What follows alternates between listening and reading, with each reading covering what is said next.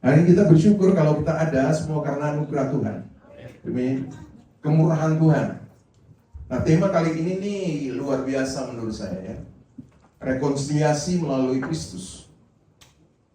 Rekonsiliasi itu adalah apa ya? Upaya pemulihan hubungan yang rusak akibat kejahatan, akibat banyak hal yang kita lakukan. Jadi satu pemulihan yang dibuat dalam kehidupan kita untuk kita mendapat sesuatu yang baik. Untuk kita mendapat sesuatu, kita berjalan di dalam kebenaran. Nah, kalau rekonsiliasi melalui Kristus, berarti kita tahu apa yang rusak dari hidup kita. Saudara, kita ini orang-orang rusak semua, bukan? Ya, kita ini orang-orang rusak semua. Karena kasih-Nya, apa tadi? Ingat kasih-Nya yang mengubah hidupku. Ingat kasih-Nya yang selalu ada. Kasih siapa? Kasih Yesus. Kasih Yesus. Bagi siapa? Bagiku. Ingat bilurnya yang sembuhkan lukaku. Ingat salibnya yang menebus aku. Kasih siapa? Kasih Yesus. Kasih Yesus bagiku. Berikan tepuk tangan bagi Tuhan Yesus. Dan perhatikan rumah. Karena kasih, karena bilur, karena salib, kita sembuh. Itu rekonsiliasi yang Tuhan buat dalam hidup kita, yang Yesus buat dalam hidup kita. Sebenarnya kita ini orang berdosa, orang yang sudah ada di tempat yang tidak bisa lagi disentuh oleh Tuhan. Karena putus hubungan kan?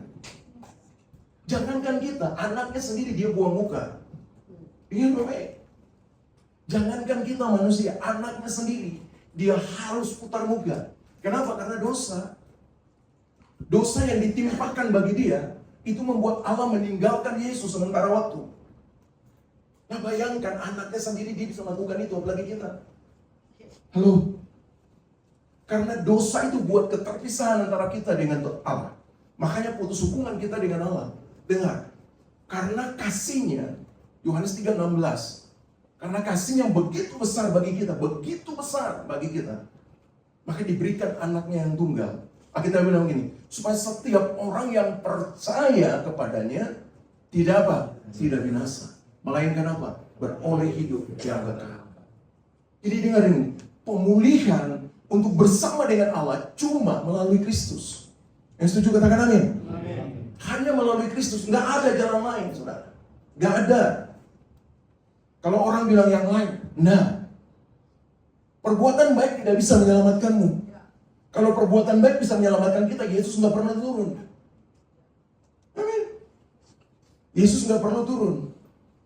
Tapi karena perbuatan baik kita tidak bisa menyelamatkan hidup kita, hanya pengorbanan Kristus di kayu salib itu yang menyelamatkan kita.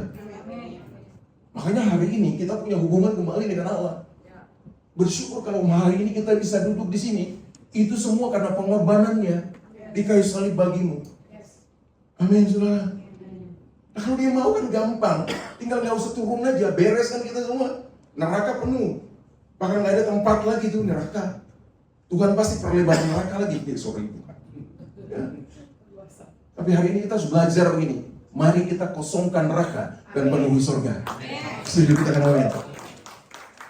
Itu penting, saudara. Kalau itu nggak penting, Yesus nggak datang. Karena itu karena penting dalam hidupmu. Karena begitu besar kasih-Nya dalam kehidupanmu. Sehingga hari ini, kelebihan kan?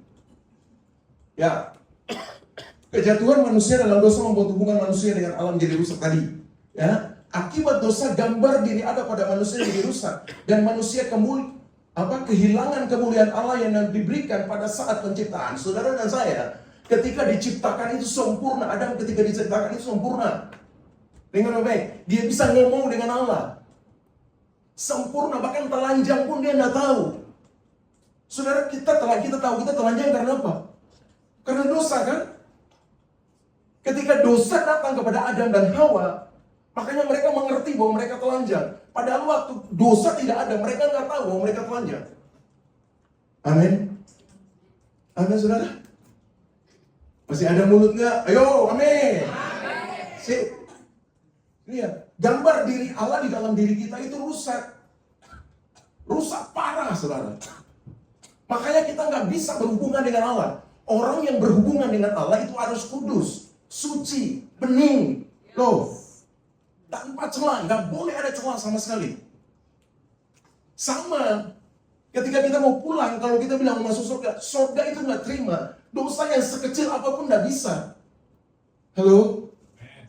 Nggak bisa. Sekecil debu pun nggak bisa, langsung ditolak. Bukan ditolak lagi, ditendang. Kenapa? Karena dosa. Apakah kita bisa seperti itu? Nah, sekarang saya tanya, siapa yang hari ini percaya bahwa dia punya tempat di surga? Tolong angkat tangan. Benar? Yakin? Yakin? Dengar, dosa itu tidak menerima sekecil apapun, surga tidak menerima sekecil apapun dosa. Pertanyaannya, dari pagi sampai sekarang kamu buat dosa enggak? Kalau kamu buat dosa, masuk ke surga? Tanya, yuk. Masuk karena apa? Karena Yesus bisa tepuk tangan bagi kita. Keren. Keren kan kita di dalam Kristus. Makanya jaga hidupmu agar tetap berkenan di hadapan Tuhan. Itu kamu yang berbuat, kacau balau. Saya kalau ingat hidup kayak saya, saudara, bahkan sampai saat ini nih, Tuhan begitu baik dalam hidup saya. Tuhan begitu mengasihi saya. Kenapa? Karena apa yang kita buat itu tidak layak kita masuk. Jangankan masuk di dalam surga, saudara. Di halaman aja atau di luar halaman 1000 kilo aja nggak layak kita. Amin. Kita nggak layak. Cuma kita dilayakkan oleh satu, pengorbanan Kristus di kayu salib. Karena pengorbanannya, karena salibnya, engkau selamat. Karena pengorbanannya, karena salibnya, karena darahnya, hari ini kamu punya nama besar tercatat di surga.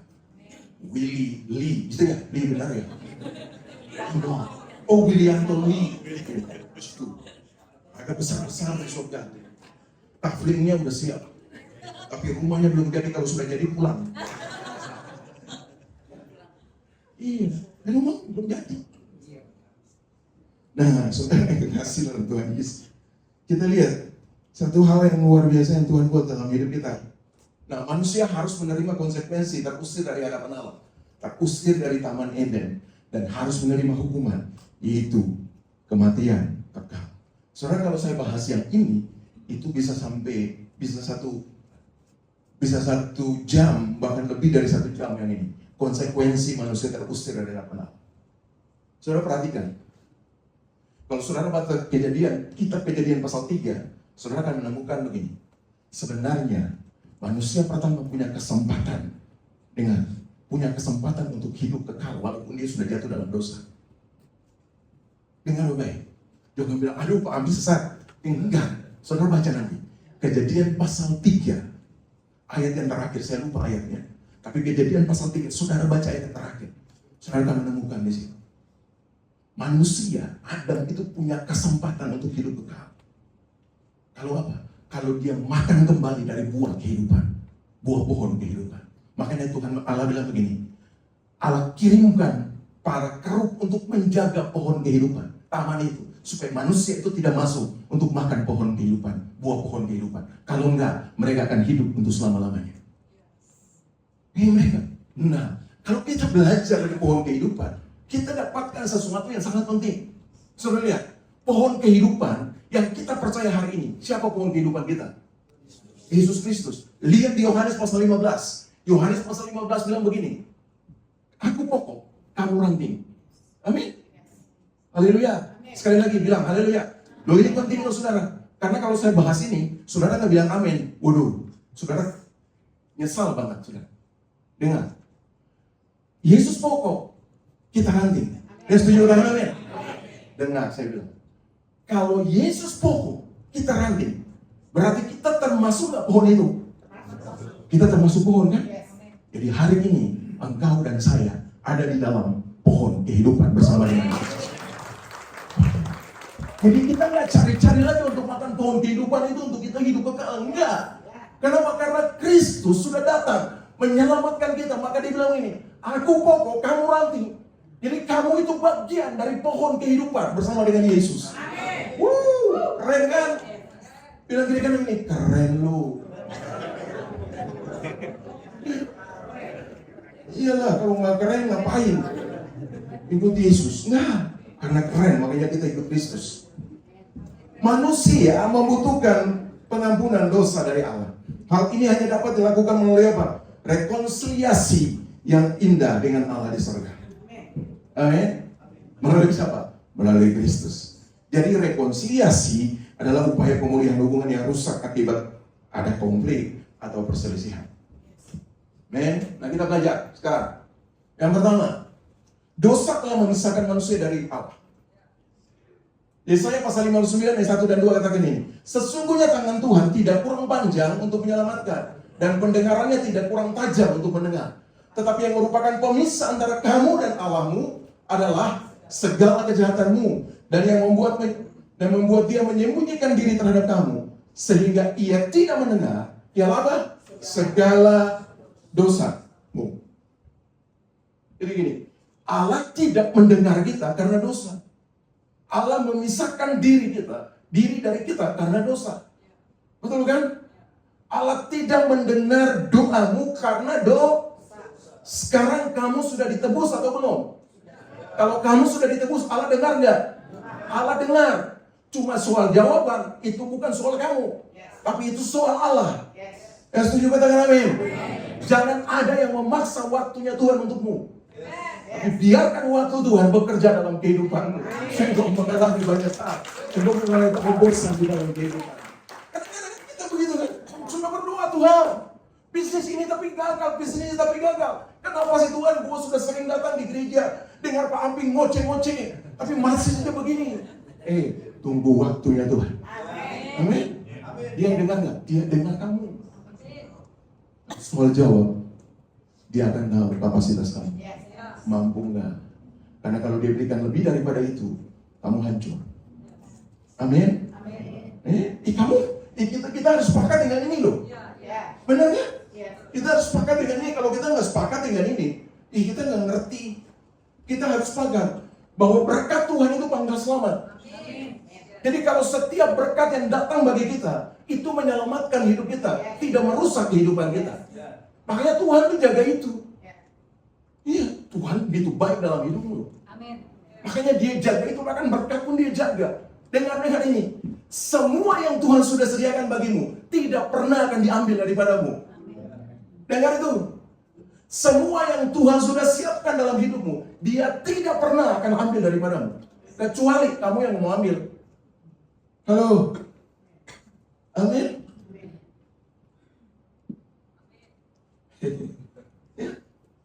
Atau mau Tuhan ambil? Jangan. Tuhan bukan jahat kayak kita. Main kasih terus ngambil. Nggak ada.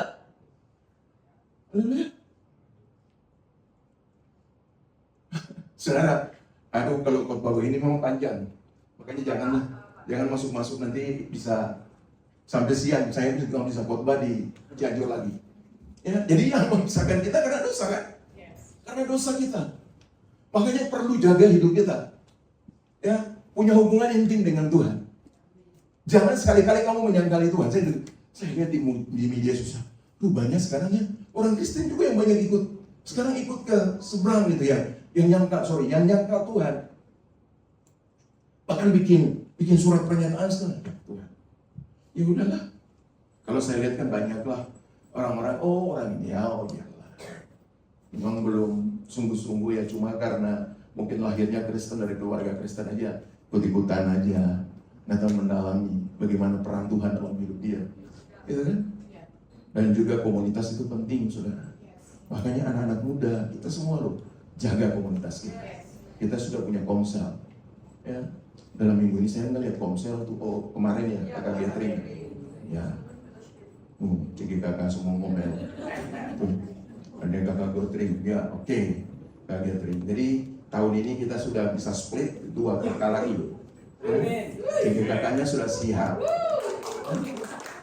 Koordinator doa sama koordinator gedung. Jadi kakaknya, mobilnya jangan gini-gini matanya.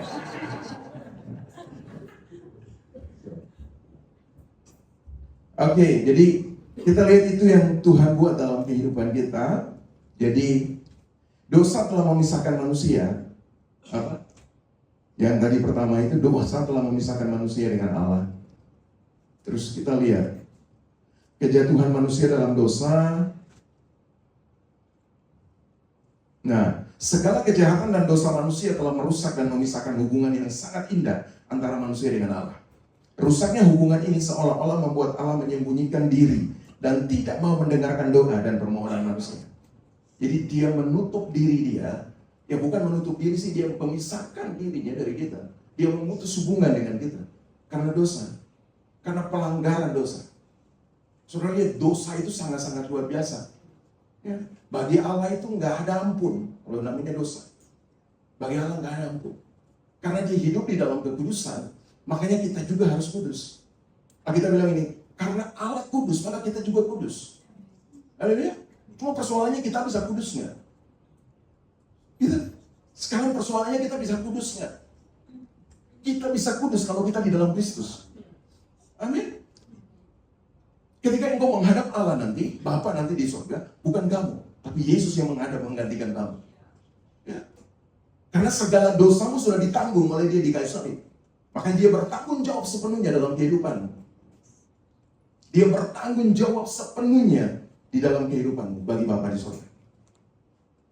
Amin, saudara? Waduh, keren banget itu. Jadi, manusia berusaha dengan segala cara untuk memperbaiki hubungannya dengan Allah. Tetapi manusia tidak mampu untuk melakukannya. Nggak bisa. Saudara mau pakai perbuatan baik, saudara mau pakai apapun, nggak mungkin. Tadi kan saya bilang, dosa sekecil apapun itu sudah dosa. Dan dengar tahu, upah dosa itu adalah, nggak bilang begini, dosa besarmu menghasilkan maut. Nggak ada. Upah dosa. Jadi upah dosa tuh mau kecil, mau besar, mau sedang, mau apapun, tetap maut. Ada. Gue perlente sedikit, ya. Kau perlente kan, udah pernah kan?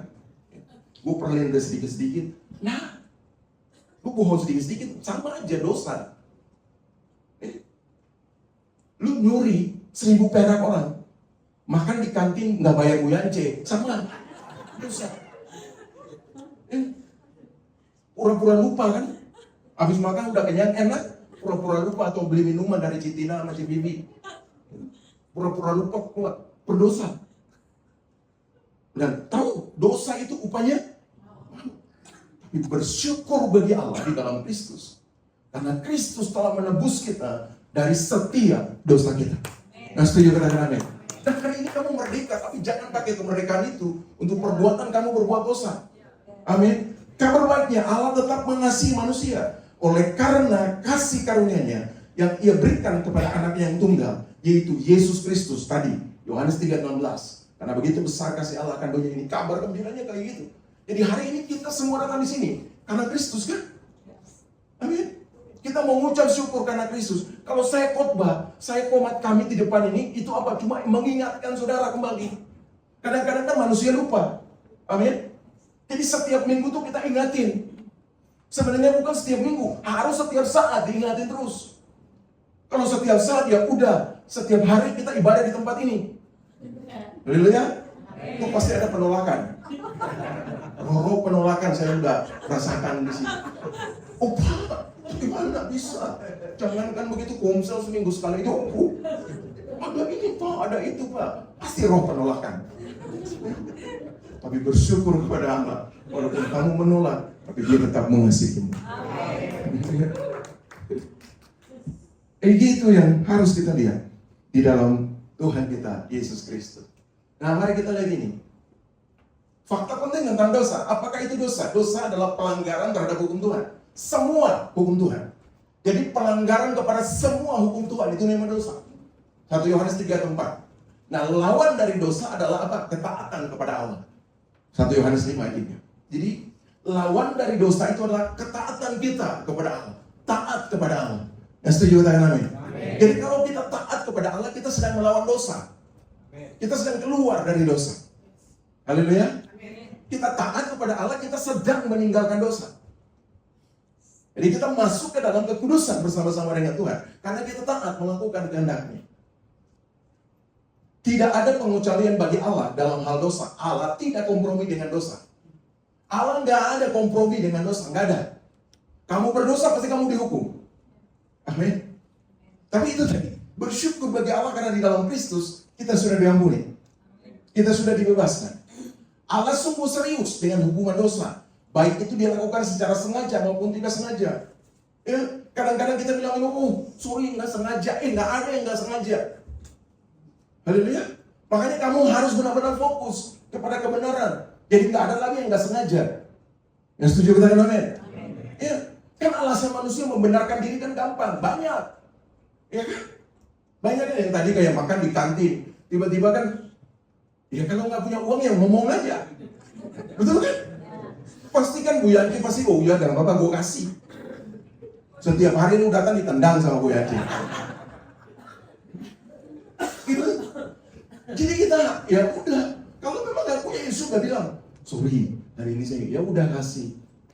Ya, kita nabur kan? Karena itu juga yang Tuhan mau dalam kehidupan kita. Sekali-sekali kantin bikin begitu, gratis. Ya, satu hari bikin situ gratis. Setiap hari gratis, setiap jam gue turun makan ya. Dekat ini, kantor di atas, di bawah tinggal gue turun naik aja. Besoknya Titina bilang gak usah bayar. Gak usah bayar kontrakan katanya. Sewa. Astaga. Dosa harus dipertanggungjawabkan. Jangan main-main dengan dosa. Harus dipertanggungjawabkan. Nah, langkah-langkah praktis untuk mengatasi dosa. Keinginan untuk menyenangkan Tuhan itu langkah praktis. Jadi kita harus menyenangkan Tuhan setiap saat. Orang yang menyenangkan Tuhan, dia nggak mau melakukan, dia nggak mau nggak mau melakukan dosa. Tapi dia mau menyenangkan Tuhan setiap saat dengan seluruh kehidupan dia. Entah itu dia berbuat baik atau dia apa saja, dia mau menyenangkan Tuhan. Berikutnya gini, berdoa melalui doa kita dapat terhubung dengan Tuhan secara langsung setiap saat. Ketika doa, ketika saudara berdoa, saudara ada dalam hadirat Tuhan. Sama dengan penyembahan. Ketika saudara berdoa, saudara sedang membangun hubungan dengan Tuhan. Saudara sedang ngobrol, komunikasi dengan Tuhan. Nah, ketika saudara berkomunikasi dengan Tuhan, ada aura Tuhan di sana. Ada hadirat Tuhan ada di sana. Amin. Jadi jangan bilang begini, oh saya bangun pagi saya berdoa, Tuhan terima kasih betul. Enggak, kamu lagi ngomong dengan Tuhan. Ya, berarti Tuhan kan ada di situ kalau kamu ngomong. Ya setuju katakan amin. Dan mungkin kan kamu ngomong gak ada Tuhan. Amin. Mungkin secara fakta kita nggak lihat Tuhan. Tapi ketika kamu bilang namanya, dia ada di situ. Halo, dia ada di situ. Nah kadang-kadang itu yang tidak pernah kita rasakan dalam hidup kita. Sorry. Saudara sekarang harus merasakan itu dalam kehidupan saudara. Supaya saudara mengerti bahwa Tuhan ada bersama-sama dengan saudara dalam setiap langkah hidup saudara. Nah, pelajari Alkitab dengan memenuhi pikiran kita dengan firman Tuhan, kita akan mampu berdiri teguh melawan godaan dunia. Amin. Tanpa firman, saudara tidak bisa melawan kuasa iblis. Ini cuma dengan firman. Makanya Yesus melawan iblis dengan apa? Firman. Karena ada tertulis. Bayangkan kalau nggak baca firman, mau lawan pakai apa? Oh tadi mamaku ngomong di rumah begini, nggak ada. Oh tadi pendeta tuh ngomong, nggak ada. Yang ada cuma firman yang mengalahkan kekuatan iblis. Kita tepuk tangan bagi dia. Jangan mengasihi dunia dengan segala keinginannya. Ini penting bagi kita saudara, supaya kita tahu bahwa mengasihi dunia itu akan membuat kita terpisah dari Tuhan. Ya, kita sedang membentengi diri kita dari Tuhan. Jangan sampai seperti itu. Haleluya, amin saudara. Kalau saudara sudah diberikan kesempatan untuk menyembah Tuhan, mari menyembah dengan sungguh-sungguh. Jangan ingat-ingat usaha di rumah, jangan ingat-ingat bisnis di rumah, jangan ingat-ingat pintu belum kunci, jangan ingat-ingat apa lagi. Makanan tadi hangat, aduh lupa makan. Jangan ingat itu. Tapi tetap fokus untuk Tuhan. Haleluya. Tetap fokus untuk Tuhan. Jangan mengingini hal-hal yang duniawi dalam kehidupan. Boleh nggak kita mau gitu? Bisa aja. Karena Tuhan sudah menyediakan bagi saudara dan saya untuk menikmati. Tapi itu yang bukan yang paling utama dalam hidup. Itu bukan paling utama dalam hidup. Ingat, banyak kali orang menyembah berhala tanpa mereka sadari. Halo, ingat ini baik-baik ya. Banyak kali orang-orang Kristen pun menyembah berhala tanpa dia sadari. Halo, ingat, dia bisa menyembah pendeta dia tanpa dia menyembah Tuhan. Yang setuju katakan amin. Yang setuju katakan amin. Aduh, paham. Oh iya, hal-hal begitu. Dia mau kultuskan pendeta dia. Dia mau kultuskan hamba Tuhan. Itu enggak boleh. Oh, kamu pulang dari sini, Pak Ambi itu kuat banyak. Bukan. Tapi Tuhan, jangan lu bikin gue jatuh dalam dosa. Dia memang iya. Banyak kali jemaat itu yang bikin hamba Tuhan jatuh dalam dosa. Karena kita salah. Ingat ini baik-baik, supaya pola pikir kita berubah. Amin. Mungkin hebat di atas mimbar, tapi kalau bukan Tuhan, tidak mungkin kan? Jadi siapa yang ditinggikan? Dia? Enggak, Tuhan yang ditinggikan. Yang setuju katakan amin. Makanya saya belajar begini, saudara. Saya belajar sekarang begini. Nggak pernah jaim dengan teman-teman di sini. Pernah saya jaim? Enggak lah. Enggak.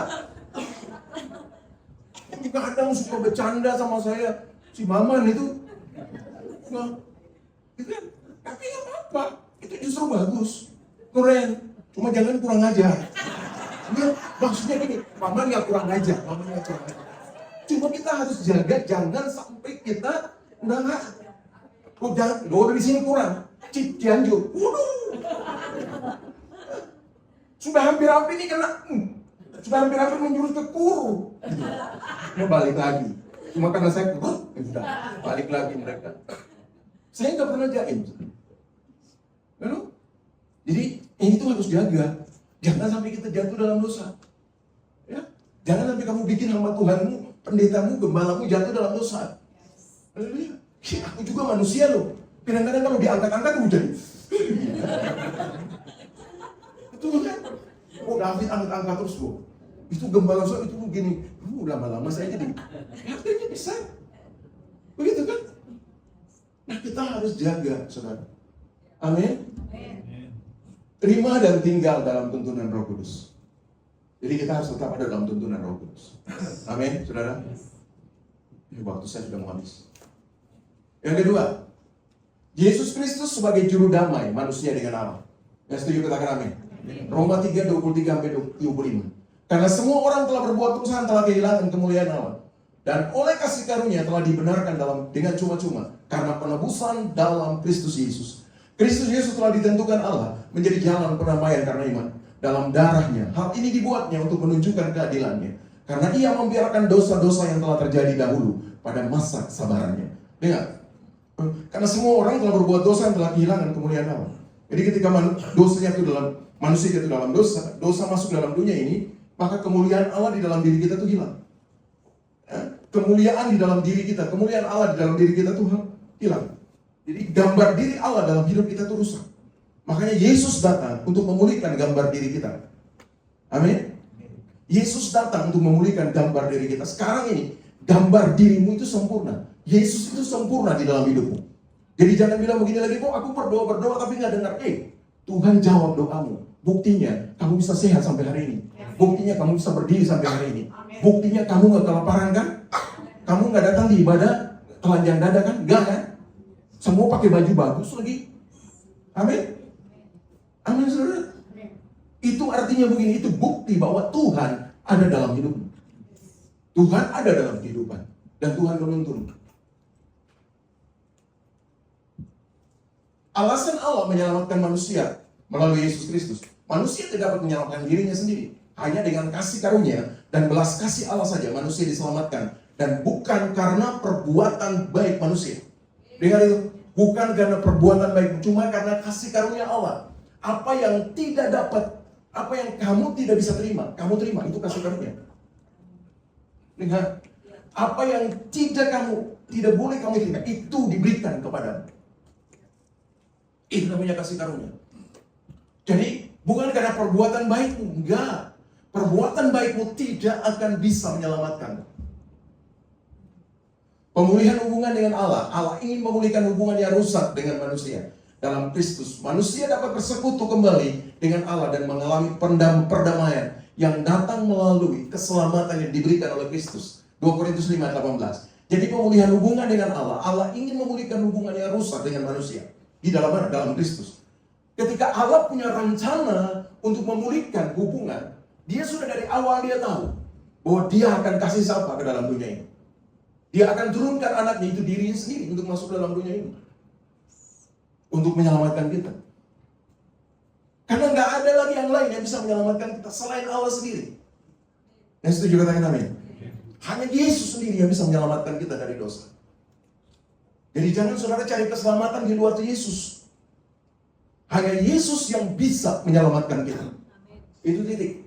Penebusan dosa, Alkitab mengajarkan bahwa Allah menyelamatkan manusia melalui Yesus Kristus. Kematian dan kebangkitan Kristus menghapus dosa manusia dan membuka jalan bagi pengampunan.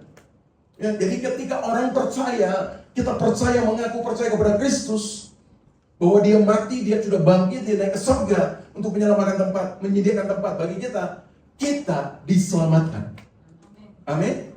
Gambar dirimu yang rusak dipulihkan. Haleluya. Dan sekarang kamu hidup dan berkenan di hadapannya. Jadi karena Kristus yang mati di kayu salib bagi kita, makanya kita seperti itu. Anugerah keselamatan adalah anugerah Allah yang diberikan secara cuma-cuma melalui percaya, imani Kristus sebagai Tuhan dan Juru Selamat. Jadi keselamatan itu diberikan secara cuma-cuma. Tanpa ada timbal balik. Ya, kalau saya bikin ini baru saya selamat. Nggak ada. Kamu nggak bisa bayar Tuhan untuk menyelamatkan hidup kamu. Yang setuju katakan amin. Kita nggak bisa bayar Tuhan untuk menyelamatkan hidup kita. Kita cuma bisa begini, percaya bahwa Yesus Kristus adalah Tuhan, mengimani Dia sebagai Tuhan dan Juru Selamat. Amin. Nah, itu yang penting. Yang terakhir, rekonsiliasi mengubah manusia berdosa menjadi ciptaan baru. Pemuji-pemuji maju ke depan. Firman Tuhan katakan begini. Jadi siapa ada di dalam Kristus yang adalah ciptaan baru, yang lama sudah berlalu, sesungguhnya yang baru sudah datang. Dan semuanya ini dari Allah, yang dengan perantaraan Kristus telah mendamaikan kita dengan dirinya, dan telah mempercayakan pelayanan perdamaian ini kepada kami. Coba saudara lihat, ciptaan baru itu bicara begini, bahwa saudara bukan direnov. Halo? Masuk di bengkel terus ganti yang ini, enggak. Saudara masuk di pabrik. Ya. Yang rusak itu keluar baru. Yang setuju katakan amin. Jadi sekarang saudara itu ciptaan baru, bukan yang lama lagi. Tapi saudara adalah manusia baru di dalam Kristus. Kristus yang mau menciptakan saudara baru. Halo? Jadi kehidupan baru saudara itu karakter baru, tindakan baru, pemikiran baru, hati yang baru, semuanya baru. Nampak? Dari Kristus. Jadi kehidupan saudara yang lama, yang suka maki-maki orang, yang suka fitnah orang, yang suka berpikir orang jahat, sekarang ganti. Karena saudara sudah jadi ciptaan baru. Haleluya. Yesus tidak pernah berpikir jelek kepada orang lain, walaupun orang itu jahat terhadap dia. Amin. Dia nggak pernah berpikir jelek, bahkan hatinya tidak pernah jelek kepada orang itu. Bahkan dia mengampuni orang-orang seperti itu. Yang setuju katakan amin. Nah, kehidupan kita yang diciptakan baru itu harus juga seperti itu. Seperti Kristus, yang tadi pola pikir kita salah terhadap orang lain, salah kepada gembala, salah kepada hamba Tuhan, salah kepada pendeta, harus berubah. Yang setuju katakan amin. Ya, harus berubah, jadi ciptaan baru. Jadi pikiran-pikiran yang lama kita buang. Sekarang kita punya pikiran baru di dalam Kristus. Sebagai ciptaan baru, kita mendapatkan identitas sebagai anak Allah. Kita bukan lagi orang berdosa, tetapi telah menjadi anak-anak Allah. Yang anak-anak Allah katakan amin. Kita bukan lagi hamba, tapi anak. Haleluya. Waktu kamu berdosa, kamu hamba dosa. Tapi ketika kamu ditebus oleh darah Yesus, percaya kepada Dia, kamu berganti. Itu tadi saya bilang ini, yang hamba itu jadi anak, itu tidak mudah, harus diciptakan. Halo? Harus diciptakan. Jadi diciptakan menjadi anak-anak Allah. Karena perubahan yang terjadi dalam kehidupan. Hubungan dengan Allah dipulihkan karena dosa kita menjadi seteru Allah. Namun oleh penebusan Kristus, kita telah diperdamaikan dengan Allah. Mendapatkan kuasa saat kita menjadi ciptaan baru. Kita bukan hanya merdeka dari dosa, namun kita juga diberikan kuasa oleh Allah menjadi alat-alat yang efektif bagi kerajaan sorga. Amin. Jadi saudara gini loh, ketika saudara masuk percaya kepada Kristus, saudara tidak hanya biasa-biasa saja, tapi saudara diberikan kuasa oleh Tuhan. Ya, saudara diberikan kuasa, saudara diberikan otoritas oleh Kristus. Untuk apa? Menjadi anak-anak Allah. Amin. Kalau jadi anak berarti ahli waris. Setuju katakan amin. Kalau kamu jadi anak di dalam kerajaan Allah, berarti kamu ahli waris kerajaan Allah. Kalau kamu ahli waris kerajaan Allah, semua yang punya Allah itu milik kamu. Udahlah, mau ngapain lagi?